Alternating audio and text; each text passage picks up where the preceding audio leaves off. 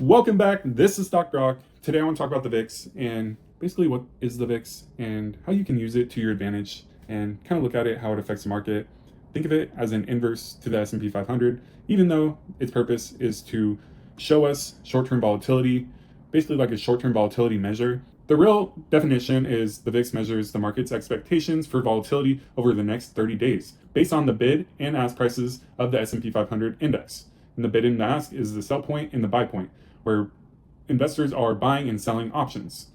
And think of options as a contract that allows investors to buy or sell a certain security, a stock, at a certain price until a certain time. So kind of like an expiration date. And say if you buy a contract for prices of bananas to go up, and you buy the contract so you think the prices of bananas are going to go up, and it does go up, you make money.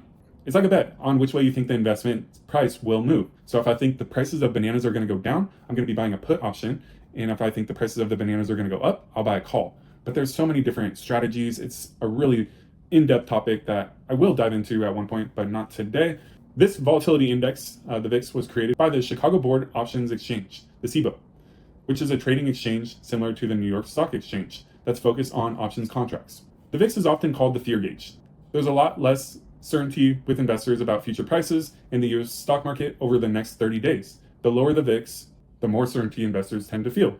The VIX does tend to have an inverse relationship with the S&P 500's price. Think of inverse as going the opposite direction, S&P 500 going up, VIX going down. Swap it, VIX going up, S&P 500 generally going down.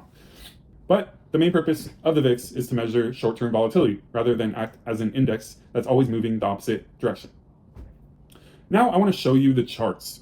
Some of the charts that we have here on the screen, I have the VIX pulled up.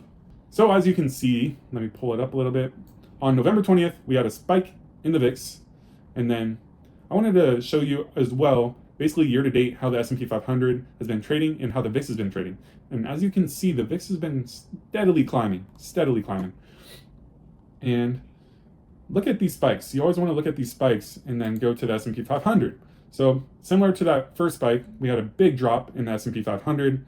November 20th, we had a huge drop in the S&P 500 with that huge spike in the VIX. And then the VIX sold off, and then we went up.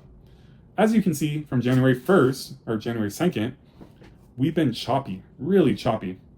And up, down, up, down. This is the worst type of markets because investors just get chopped up, get fear, sell out of stocks because they're just so uncertain about the future. And a lot of the software names are down.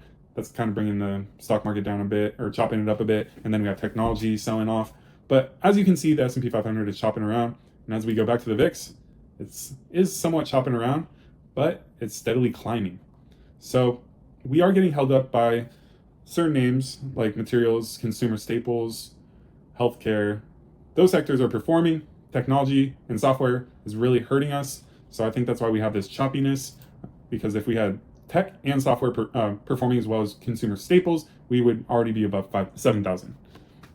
But yeah, guys, just wanted to break down the VIX for today and show you how you can use it to your advantage. When you see these big spikes, maybe it's a buying opportunity. I generally like to look at the VIX when it's really high, because you can find some April 2025 was possibly a generational buying opportunity. Look how high that is, 60. Oh my gosh.